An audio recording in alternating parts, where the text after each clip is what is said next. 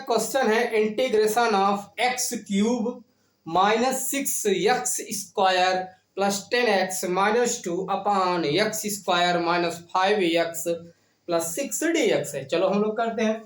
प्यारे मित्रों, इसमें ध्यान दीजिए, जो आपका न्यूमरेटर है एंड डिनोमिनेटर है, यानी कहने का मतलब है जो आपका अंश है हर है, हर की घात से अंश का घात क्या है ज्यादा, यानी जो आपका हर है इसका पावर एक्स स्क्वायर है और अंश वाले का पावर क्या है एक्स क्यूब है, अधिक है। यानी कहने का मतलब हम क्या करेंगे, इसको हम कुछ रूप में तोड़ देंगे, यानी डिवाइड करेंगे तब पता चलेगा। यानी हर की घात क्या करेंगे, अंश की घात को हम कम करेंगे। आइए करते हैं।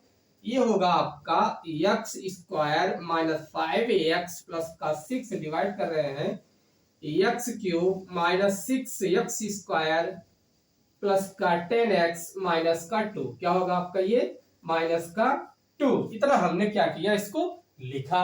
आइए करते हैं डिवाइड।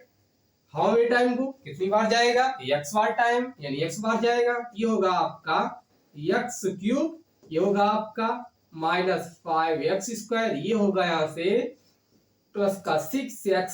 अब उसके बाद क्या, ये माइनस माइनस क्या होता है, प्लस है, माइनस माइनस है तो प्लस, प्लस है तो माइनस है। इसका मतलब क्या होगा, एक्स क्यूब कैंसिल, ये होगा आपका माइनस का x, ये होगा आपका प्लस का 4x हुआ और ये होगा आपका माइनस का 2। अब आगे क्या करें, माइनस 1 टाइम दो, यानी 1 टाइम क्या करें, इसको ले जाते हैं -1, ये होगा आपका माइनस x हुआ, ये होगा माइनस प्लस 5x हुआ, ये होगा आपका माइनस का 6 प्लस माइनस प्लस कैंसिल, ठीक। ये होगा आपका माइनस x, ये होगा आपका प्लस का 4 है। यानी कहने का मतलब जो आपका एक्सप्रेशन दिया है, जो आपका व्यंजक दिया है, इस व्यंजक को हम किस रूप में लिख लेंगे। देखो कहने का मतलब है, जैसे मान लीजिए 2 से हम लोग डिवाइड करते हैं 7 में, तो कैसे करते हैं इसको, 2 3 जा 6, यहाँ पर क्या होगा रिमाइंडर 1 हुआ, तो हम लोग इसको कैसे लिखते हैं 3 and 1/2 लिखते हैं। यानी कहने का मतलब इसको हम लोग ये भी लिख सकते हैं 3 + 1/2।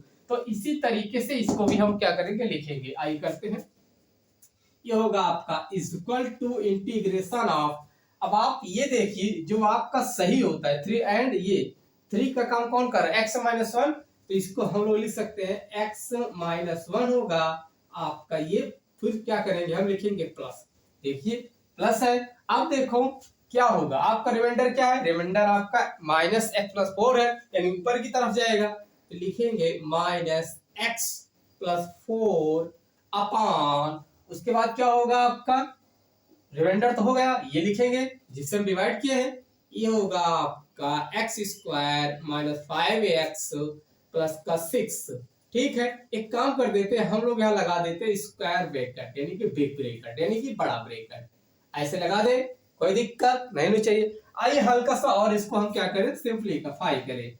ये हो जाएगा इंटीग्रेशन ऑफ, लिखेंगे x-1 प्लस हो जाएगा आपका -x+4 upon x square minus 5x plus 6 का जो फैक्टर होता है, क्या होता है फैक्टर, इसका होता है आपका x-2, सेकेंड ब्रैकेट में होगा x-3, यहाँ से स्क्वायर ब्रैकेट आपका क्लोज, ये होगा आपका dx हुआ।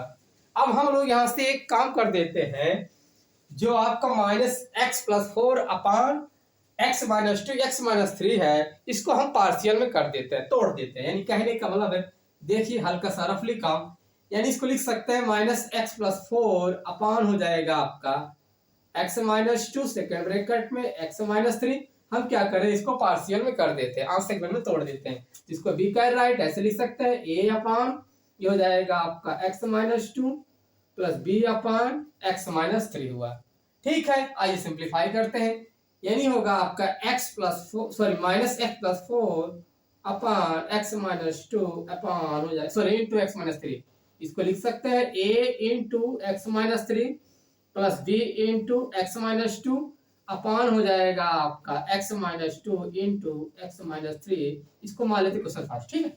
चलिए ये देखो दोनों तरफ क्या हो रहा है, आपका कैंसिल हो रहा है, जो आपका डिनोमिनेटर है। अब लिखेंगे इसको -x+4 इज इक्वल टू हो जाएगा a into x-3 plus b into x-2, ऐसे लिख सकते हैं। अब हम क्या करें, a और b का मान निकालेंगे, तो हम यहाँ से एक काम कर देते हैं, x-2 को क्या कर दें हम जीरो कर दें। ठीक, उसके बाद क्या होगा, इसको लिख सकते हैं x इक्वल टू 2। अब क्या करें, x का वैल्यू इस पे हम रख देते हैं, यानी होगा आपका -2 प्लस का 4, ये हो जाएगा a इंटू प्लस का 2, क्या होगा प्लस का 2 माइनस का 3। ये वाला पार्ट क्या होगा, इसको आपने क्या किया था, जीरो किया था। ठीक, इतना आपने अच्छे से किया। ये होगा आपका प्लस का 2, ये होगा आपका माइनस का 1, ये होगा प्लस का 0 हुआ। अब यहां से देखिए, आपने पाया 2 इक्वल टू माइनस ए, यानी ए इक्वल टू होगा आपका -2, यानी ए का मान आपने क्या पाया, -2 पाया। चलिए, आपने ए का मान निकाल लिया। आइए हल्का सा और रफली करते हैं, बी का मान भी निकालते हैं। तो बी का मान निकालने के लिए हमें क्या करना पड़ेगा, बी का मान निकालने के लिए हमें x-3 को क्या करना पड़ेगा, 0 करना पड़ेगा। तो आइए कर देते हैं, यानी कहने का मतलब है, देखिए ये क्या है, x-3 इक्वल टू 0, तो देन यू गेट, आपने x इक्वल टू क्या पाया, 3 पाया। तो जहां पर x है वहां पर क्या लिखेंगे, -3 लिखेंगे। तो आइए हल्का सा करते हैं, ठीक है, क्योंकि छोटा बोर्ड है, स्पेस नहीं है, तो यहाँ लिखते हैं। ये होगा आपका -3 प्लस का 4, ये हो जाएगा आपका a इंटू, ये होगा आपका 0। ऐसा क्यों, क्योंकि आपने x-3 को 0 किया। फिर यहां से लिखेंगे प्लस का v। अब देखिए x के रिप्लेस पे 3, हम लोग लिखेंगे 3 -2 भी लिखेंगे, देखिए ना x के रिप्लेस पे। ये हो जाएगा आपका -3 प्लस 4 कितना होगा 1, ये हो जाएगा आपका, मतलब पूरा 0 हो जाए, ठीक है, तो आपका 0 हुआ। ये होगा आपके यहाँ से b, यानी आपने b इक्वल टू क्या पाया, 1 पाया। ठीक है, तो आइए हम क्या करते हैं, इसको हल्का सा a और b का मान रख देते हैं, यानी कहने का मतलब देखिए हम क्या करें, इसको इरेज कर रहे हैं। ठीक है, सब इतना काम क्या था आपका, रफली था। अगर आप चाहे तो वीडियो को पॉज करके आप लिख सकते हैं। ठीक है, इरेज कर रहा हूं, यानी a का मान 2, b का मान, a का मान क्या -2 है, सॉरी a का मान है आपका -2। आई करते हैं, a का मान -2, इसको भी इरेज कर रहे हैं। ये a का मान -2, नहीं तो मान भूल जाएंगे तो गड़बड़ हो जाएगा ना। अब जो है a और b का मान हम क्या करें, जो अपने इक्वेशन फर्स्ट माना था रफ वाल में, हम क्या करें, इस पे हम रख देते हैं। यानी कहने का मतलब है, इसको लिखेंगे, आप देखो a का मान क्या है, -2 है, ऐसे लिखेंगे -2 अपान हो जाएगा x-2 प्लस b का मान आपने क्या निकाला था 1, ये हो जाएगा 1 अपान x-3। ऐसे क्या कर सकते हैं, हम लोग लिख सकते हैं। तब हम लोग क्या करेंगे, डायरेक्ट x-4 प्लस अपान x-2 x-3 के रिप्लेस पे हम इस सिस्टम को क्या करेंगे, डायरेक्ट लिखेंगे। ठीक है, तो हम क्या करें, इसको इरेज कर रहे हैं। ठीक है, आपने समझा अच्छे से, चलिए करते हैं, लिख देते हैं अच्छे से। देखो कैसे लिखेंगे, आपने तो किया, बहुत बढ़िया किया, लिखता हूं, is equal to integration of, ये होगा x-1 प्लस हो जाएगा आपका, अब पूरे के रिप्लेस पे -x+4 अपान x-2 इंटू x-3 के रिप्लेस पे इतना, इस वाले सिस्टम को क्या कर रहे हैं, हम लोग रख रहे हैं। तब क्या हो जाएगा आपका -2 अपान, ये होगा आपका x-2 प्लस लिखेंगे 1 अपान x-3। यहां से क्या कर दे हम लोग, स्क्वायर ब्रैकेट क्लोज कर दे, ये होगा आपका dx हो गया। ठीक है, आइए करते हैं, हम इसको इरेज कर रहे हैं। ठीक है, आपका काम हो गया इतना।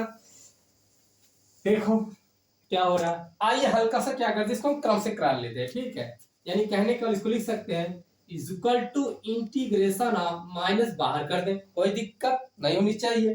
ठीक है, इसको लिख सकते हैं 1 इंटू dx। फिर देखो ये -2 है, इसको लिख सकते हैं -2 इंटीग्रेशन ऑफ, एक चीज और है 1 भी है, देखो सॉरी 1 भी है, इसको लिख सकते हैं, x को भी करेंगे हम लोग, क्या करेंगे, इसको x को भी इंटीग्रेट करेंगे, तो हो जाएगा इंटीग्रेशन ऑफ x dx ना, x dx हुआ। भाई ये देखो -1 उन्होंने पहले लिखा, x को बाद में कर लिया, थोड़ा सा क्रम से। ठीक है, आइए करते हैं, ये हो जाएगा आपका -2 इंटीग्रेशन ऑफ 1 अपान, ये होगा आपका x-2 dx हुआ। ठीक है, आपने अच्छे से किया।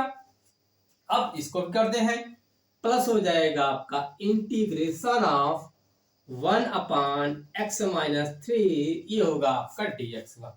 यहां तक आपने बढ़िया से किया। चलिए, सिंस क्योंकि हम लोग जानते हैं integration of 1 upon dx is equal to क्या होता है, आपका फार्मूला होता है log mod of x plus का c होता है। और आपको ये भी पता है integration of x to the power n dx है, तब आपका फॉर्मूला क्या होता है, x to the power n+1 upon n+1 plus का c होता है। इतना आपको अच्छे से पता है। आइए हम इसे फॉर्मूले में सेट कर देते हैं। तो लिखेंगे -x, ये होगा आपका -x² अपॉन 2, ये हो जाएगा -2 log mod of x - 2 plus 1 हो जाएगा आपका log mod of x - 3 mod close plus का c। ये रहा है आपका आंसर। Thank you.